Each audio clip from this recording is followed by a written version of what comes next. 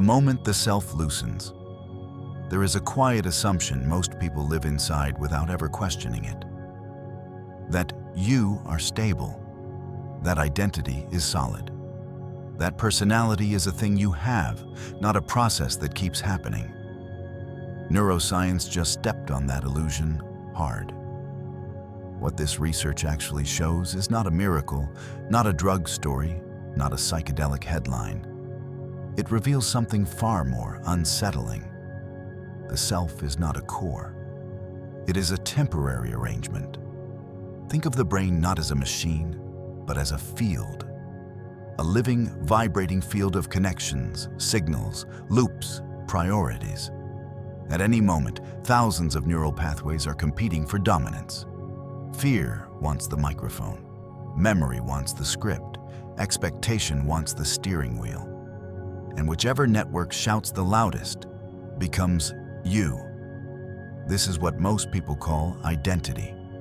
Breathe. Under normal conditions, the brain protects this arrangement fiercely. It prefers the familiar, even if the familiar is miserable. Especially if the familiar is miserable. At least misery is predictable. This is why trauma sticks, why habits loop, why people say, "I don't know why I do this," while doing it again. Now here's the fracture in the wall. Under certain conditions, the brain enters a hyperplastic state. Connections loosen, hierarchies soften, dominant loops lose authority. Not metaphorically, architecturally. During this window, the networks that normally define me quiet down. Fear circuits reduce their grip. Memory continuity weakens. The constant inner narrator stops narrating. And when that happens, something strange occurs. The world feels new, not because the world changed, but because the filter collapsed. This is where quantum language becomes tempting, but unnecessary. You don't need parallel universes when your internal map dissolves. Hermetic wisdom said it cleanly long before scanners existed. As within, so without. Not as poetry, as mechanics. When the inner structure loosens, perception reorganizes. Reality appears different because the observer is no longer locked into one dominant pattern. One philosopher explained it simply once. The self is more like a wave than a stone. Stable only while conditions hold. Dark humor moment. People say, "I just want to be myself." The brain replies, "Which version? Morning anxiety? Defensive you? Nostalgic you? Or the one that appears when the old scripts go quiet?" Here's the uncomfortable truth. You are not one thing. You are a priority system. And when priority changes, identity follows. This chapter matters because it sets the stage. Before we talk about rewiring, healing, transformation, or freedom, you must see what is being rewritten. Not beliefs, not memories, but the dominance hierarchy that decides what counts as you. In the next chapter, we go deeper into how the brain physically maps identity and why silence in one region can reshape the entire self. Stay slow. This is not information. This is orientation.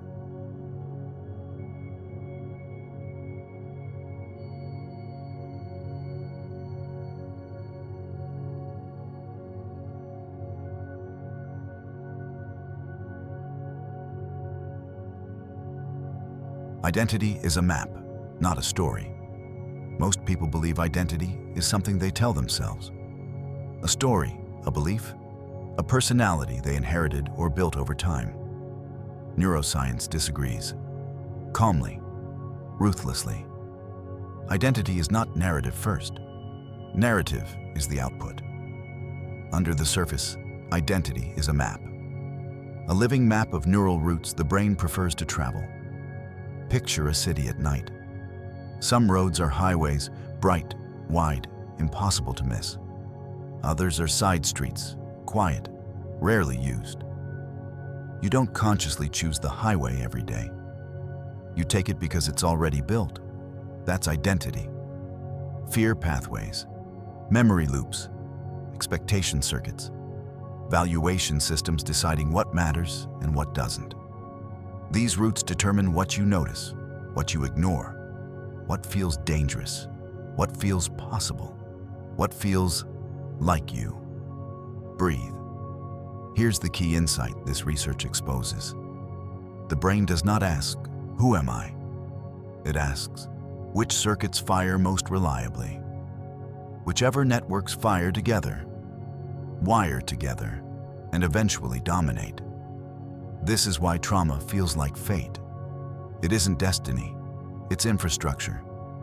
Regions linked to fear, threat detection, and self-protection become overdeveloped highways. Everything roots through them.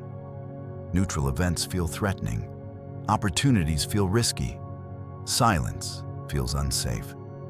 Not because the world is dangerous, but because the map says so. Dark humor moment. People say I overthink. No. Your brain just invested heavily in the rumination district and refuses to diversify its portfolio. Now here's where the science quietly breaks the spell.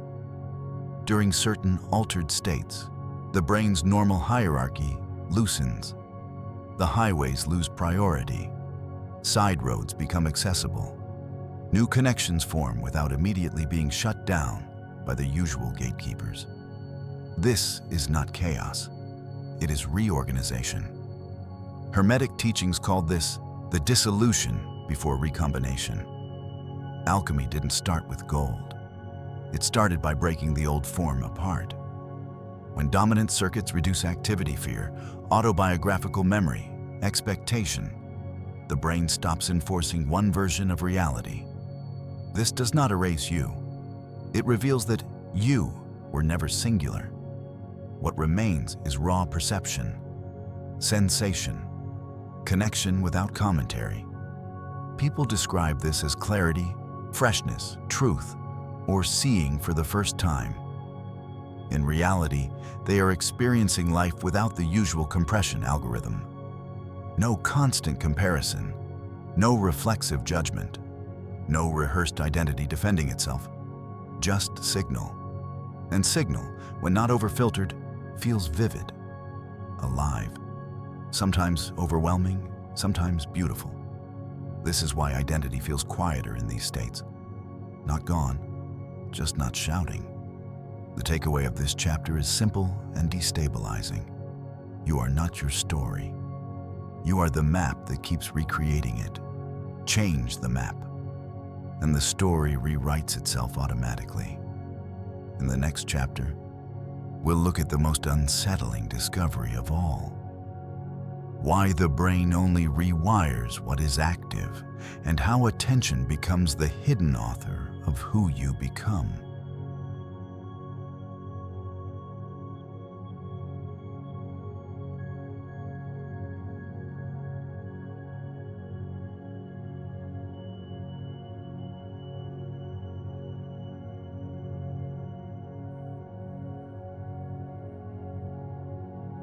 The self is a circuit, not a confession. Humans love stories. We explain ourselves in paragraphs. I'm like this because this happened when I was young. I've always been this way. Comforting, mostly wrong. From a scientific and metaphysical standpoint, identity is not a story you tell. It's a circuit configuration the brain keeps running. Think less autobiography, more electrical grid. Your sense of me is generated by recurring loops. Memory firing into emotion, emotion biasing perception, perception confirming expectation, expectation feeding memory again. Round and round. Very spiritual, very exhausting. Breathe. Neuroscience calls this self-referential processing. Hermetic philosophy called it the illusion of continuity. Different languages, same punchline. The self is not a thing. It is a pattern of activity that repeats often enough to feel solid, like a song on repeat until you forget there are other tracks. Here's where it gets interesting. In the brain, certain regions act like identity anchors. They keep the pattern stable. Memory centers say, "This is who you've been." Threat centers say, "Don't deviate, it's dangerous." Valuation centers say, "This matters, that doesn't." Together, they generate the feeling of a consistent someone moving through time. Useful for survival, terrible for evolution. Because once a circuit becomes dominant, it defends itself. Not consciously, automatically. New information that contradicts it feels uncomfortable. Opportunities feel suspicious. Change feels fake. Dark humor moment. People call this being realistic. The brain calls it protecting legacy code. Now here's the fracture point revealed by the research you're decoding. When plasticity increases and these anchor circuits quiet down, identity loses its grip. Not erased, deprioritized. The brain stops asking, "How does this fit my story?" and starts asking, "What is actually happening right now?" That's why people report a sense of novelty, freshness, even childlike wonder. Not because reality changed, but because the filter did. From a consciousness perspective, this is enormous. It means the self is not the observer. The self is the filter applied to observation. Remove or soften the filter, and awareness expands. Not upward, outward. You feel more connected to the environment, more present in the body, less trapped in commentary. This is not enlightenment. It's temporarily stepping outside the default compression algorithm. And here's the unsettling truth most teachings avoid. The self is not lost in these states. It is revealed as optional, reassembled later, often differently. Which leads to the real question this chapter leaves hanging. If identity is a circuit, and circuits change based on use, then what you repeatedly attend to is quietly deciding who you will be next. In the next chapter, we'll expose the most dangerous and liberating implication of all: why the brain only rewires what is active, and how attention becomes destiny without asking your permission.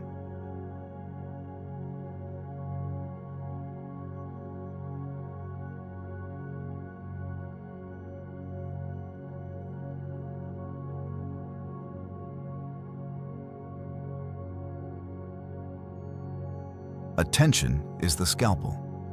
This is where the room gets quiet. Because once you understand this chapter, you can't unsee it.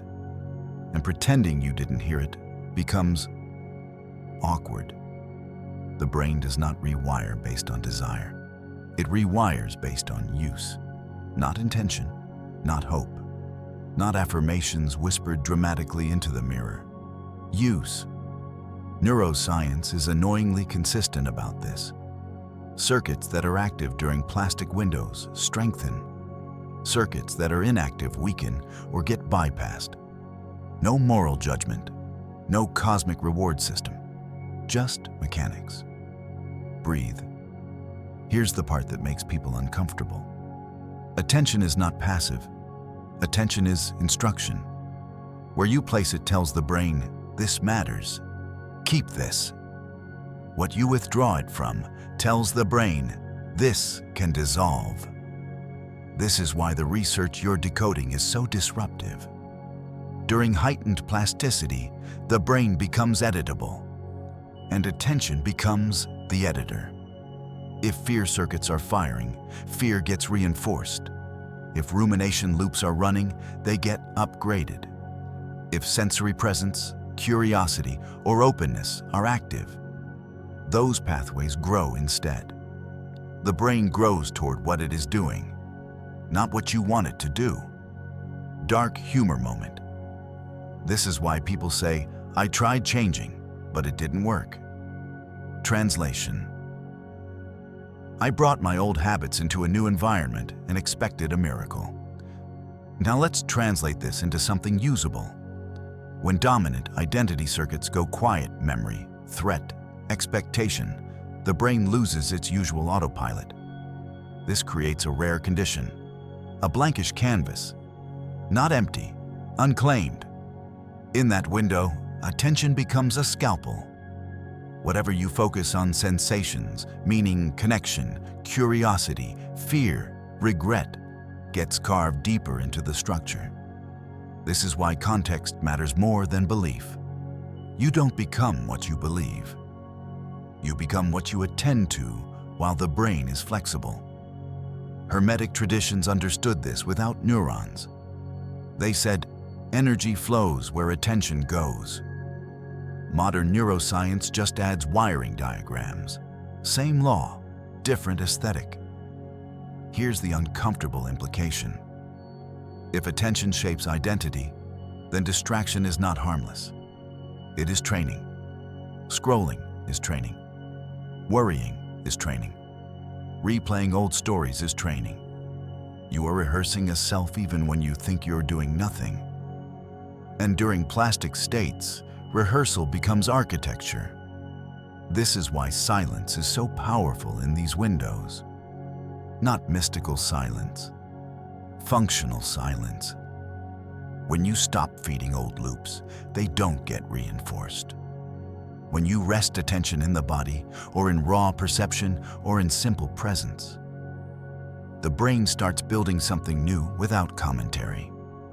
This is not control, it's subtraction. You're not forcing a new identity. You're starving the old one of attention, which leads to the paradox nobody likes to hear. The most powerful change doesn't come from doing more. It comes from doing less while the brain is open. Less rumination, less explanation, less narrative maintenance. Just enough awareness to let different circuits speak. In the next and final chapter, we'll close the loop. What happens after the plastic window closes, why some changes stick, why others collapse, and how identity reforms without turning back into the same old mask.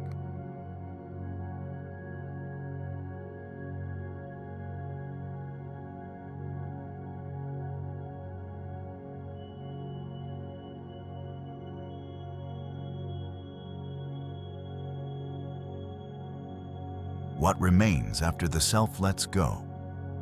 This is the part nobody advertises. Because it doesn't sell hope. It doesn't sell certainty. It doesn't even sell happiness. It sells responsibility. After the plastic window closes, after the circuits settle, after the brain chooses what to keep, something reforms. Not the old self, not a blank slate, something quieter, more efficient, less dramatic. Here's the truth.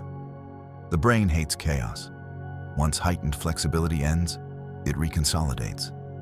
New pathways stabilize. Old ones either weaken permanently or regain partial strength. A new attractor state forms. This is where most transformations succeed or fail. If attention was scattered, the old self sneaks back in, wearing a new costume. If attention was coherent, the old self doesn't return. It's not destroyed. It's outcompeted. Breathe. This is why people say, I changed, but then I went back. They didn't go back. They never left the training loop. Change sticks when the new pattern becomes easier than the old one. The brain always chooses efficiency over ideology. If calm requires effort but anxiety is automatic, anxiety wins. If presence feels natural and rumination feels heavy, rumination loses. No morality, no punishment, just physics. Hermetic wisdom phrased it simply, nature follows the path of least resistance. Neuroscience agrees, annoyingly. Now let's address the uncomfortable emotional part. After identity loosens, people expect fireworks, bliss, certainty, a permanent upgrade badge. Instead, many feel, Neutral, not sad, not ecstatic, just spacious. And this confuses them, because the market promised transcendence, not stability. Dark humor moment. Turns out enlightenment doesn't clap for you. This neutral spaciousness is not failure. It is reduced noise. The brain is no longer screaming instructions at itself. Less fear, less narrative, less compulsive meaning-making, just responsiveness. This is the state where real change integrates. From here, behavior shifts quietly. Choices feel obvious. Boundaries require less justification. Old triggers feel uninteresting, not healed, unimportant. This is the most misunderstood outcome of identity rewriting. You don't become better, you become less trapped. And that's why it lasts. The final synthesis of this entire arc is simple. The self is not erased, it is reconfigured. Attention chose the wiring. Experience set the context. Plasticity did the construction. Consciousness was not a passenger. It was the selection pressure. As Alan Watts once hinted, without sounding like a lab report, you are something the universe is doing, not something in it. Translated into neural terms, you are not who you think you are. You are what your brain has been trained to prioritize. And now you know the quiet part. Priority is editable, but only when you stop narrating long enough to let the system listen. No fireworks, no halo, no final arrival. Just a nervous system that no longer argues with itself. And that is where freedom actually starts.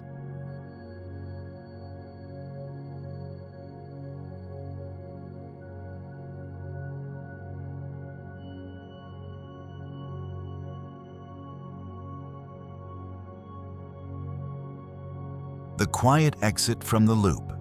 Here's the ending nobody expects, because it doesn't feel like an ending. No credits roll, no triumphant music. No voice announces, "You are healed now." The loop simply stops pulling. What you've been circling this whole time is not transformation. It's de-automation. The brain was never your enemy. It was just doing its job too well. It learned what worked once. It repeated it. It optimized it. And eventually mistook repetition for identity. That's the loop. Fear repeating itself and calling it caution. Memory repeating itself and calling it wisdom. Expectation repeating itself and calling it realism. Very efficient, very limiting. What this entire arc has shown you is something almost offensively simple. Change does not come from adding a better story. It comes from interrupting the storyteller. When the plastic window opens, when the dominant circuits loosen, when attention stops feeding the old pathways, the system doesn't collapse, it recalibrates. And what emerges is not a new you. That idea is marketing. What emerges is less interference, less inner argument, less compulsive explanation, less emotional static pretending to be truth. Here's the part that lands quietly. Freedom is not excitement. Freedom is reduced friction. You don't feel euphoric. You feel unburdened. Decisions take less energy. Presence feels less forced. Old triggers lose their emotional leverage. Not because you conquered them, because you stopped powering them. Dark humor moment. Turns out the ego wasn't a monster, that it was a needy intern running the system unsupervised. Once supervision returns, it relaxes. This is the final correction. You were never meant to escape the mind. You were meant to outgrow its dominance. You don't silence thought forever. You just stop letting it be the only voice in the room. And when that happens, something subtle takes over. Responsiveness, adaptability, a sense of timing instead of urgency. Life still happens. Stress still appears. Emotion still moves. But it no longer hijacks the steering wheel. That's the real outcome of identity rewriting. Not transcendence, not perfection. Stability without rigidity. So here's the final truth. Without mysticism, without drama, you are not here to become someone else. You are here to stop being automatically who you were. Once the loop loosens, once attention is reclaimed, once the system quiets enough to listen, the rest unfolds without force. No chasing, no constant fixing, no spiritual performance. Just a nervous system that learned it doesn't have to repeat itself to survive. And that silence at the end, that's not emptiness. That's the space where choice finally fits.